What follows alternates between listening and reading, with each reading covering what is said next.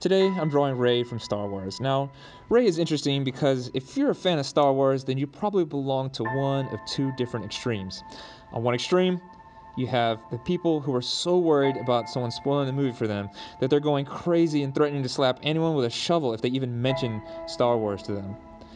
And then on the other extreme, you have people who are watching every trailer, reading every article, and every time a social network drops another opportunity for bait click, they jump at the opportunity to have any kind of hint from any kind of actor or interview, or just it's ridiculous.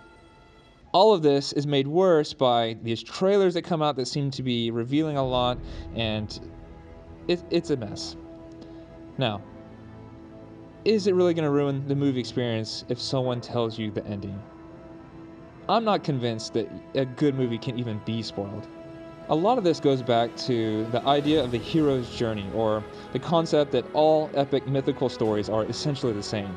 So based on this idea, we should easily be able to predict the plot for the next Star Wars film, especially since it's pretty much following the pattern of the previous two prequels, right? Wrong. So yes, of course, Rey will probably end up having to face the same temptation that Anakin Skywalker and Luke Skywalker before her faced in their previous films.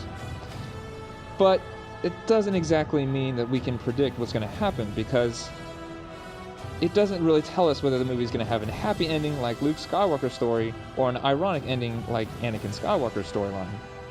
So this will of course be a big reveal at the end of the movie, and an emotional one for anyone who really cares about this story world. But it's also a plot point that is really easy to spoil for anyone else who hasn't yet seen the film, which is why people are so sensitive about it.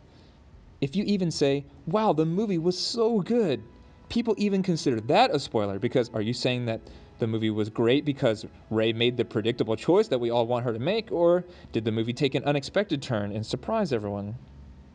But really, I believe that all of that is just nonsense, because a good movie is not good because it has a great reveal at the end. A great movie is great because it's an emotional experience that allows us to walk step by step in the character's shoes and experience beat by beat what they experienced.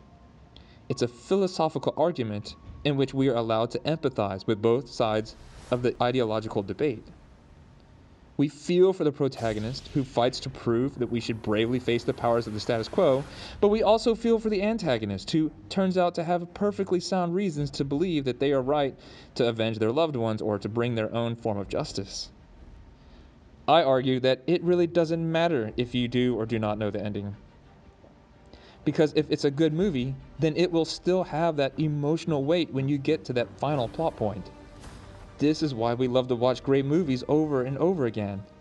We know the ending the second time we watch the movie, and the third time, and the 8th time we watch the movie. But we get to experience that emotional weight each and every time. It's not about the difference between destinations. It's about the journey, even if it is just another version of the hero's journey.